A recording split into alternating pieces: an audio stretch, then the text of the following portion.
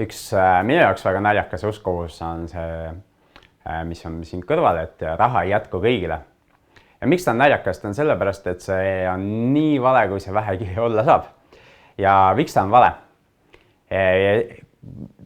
Ja kui ma olen õppinud natukene, kuidas rahasüsteem töötab või pangandus töötab, siis me saame aru, et raha ei ole piiratud hulk, raha tekib pidevalt juurde.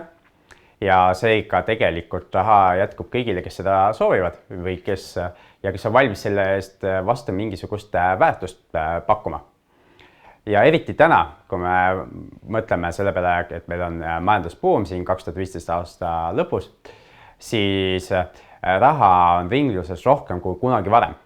Ja seda nii keskpankade tegevuse tõttu kui ka selle tõttu, et inimestel rohkem raha, nende sissetulekud on kasvanud, varade väärtused on kasvanud rahas mõõdetuna ja ka minu poole pöördutakse päris tihti, et kuule, mul on mingisugune summa, ma tahaks seda kuhugi investeerida või kuule, kas see laenu ei tahaks võtta minu käest.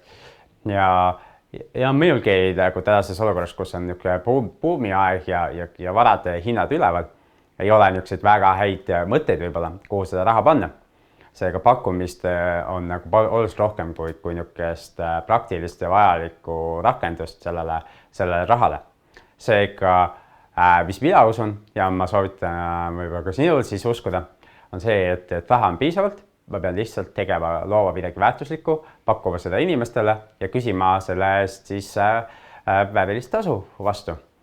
Ja seega tegelikult raha kõigile täiesti olemas. Aitäh kuulamast ja kohtume järgmises videos.